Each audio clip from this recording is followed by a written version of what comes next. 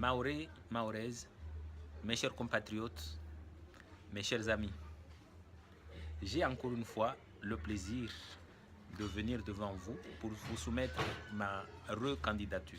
Parce que, comme vous le savez, les dernières élections ont été invalidées pour de sombres raisons que tout le monde déplore.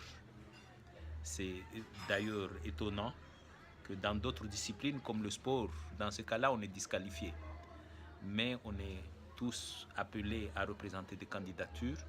Comme moi aussi, je considère avoir été victime de triche, il est tout à fait normal que je sois recandidat aujourd'hui. Parce que nos idées, celles que je vous avais soumises la dernière fois, sont toujours valables. Nos élus ne nous écoutent pas. Mes chers compatriotes, je suis candidat parce que Mayotte a besoin de sang nouveau.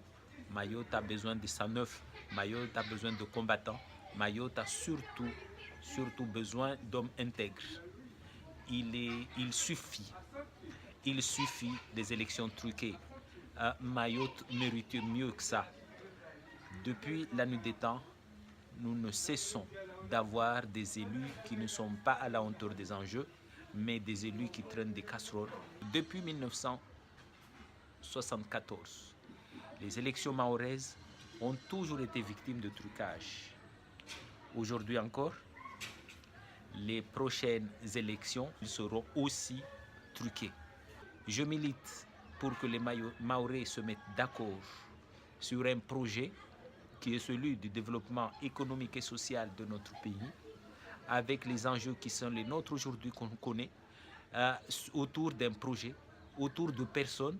On peut se mettre d'accord sur des noms parce qu'il y a suffisamment de responsabilités à prendre pour le bien-être des Mahorais.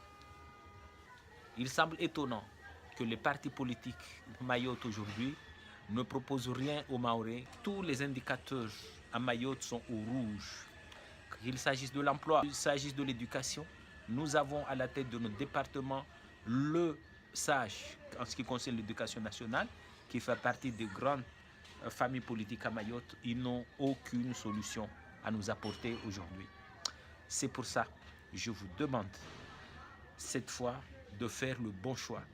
Le choix d'une personne qui n'est pas mêlée ni entremêlée dans des situations de crise qui sont celles d'aujourd'hui, mais une personne qui aime Mayotte, qui veut que les choses changent, une personne qui se battra toujours aux côtés des Mahorais. J'ai la fibre de Mayotte et je me battrai pour Mayotte. Et c'est ce que je demande, que vous soyez tous derrière moi pour pousser à ce que notre projet, qui est la défense des intérêts de Mayotte. Mayotte est malade de son économie parce que tous les bijoux de famille de Mayotte appartiennent aux personnes extérieures.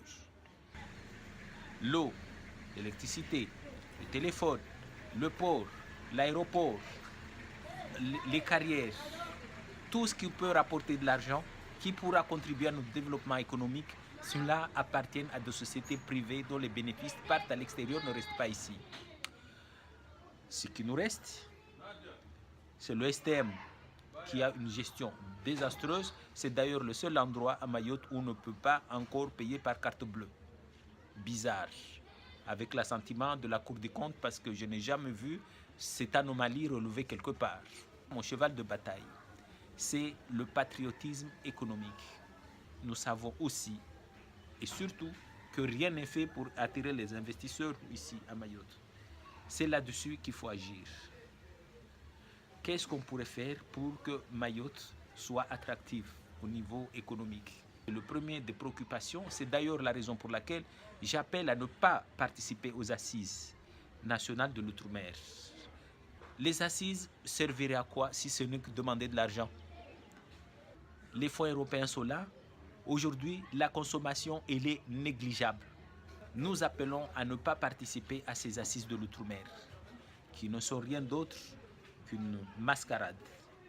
Ce que nous souhaitons, c'est que la France prenne les mesures de la chose pour que le transfert de compétences soit effectif enfin à Mayotte.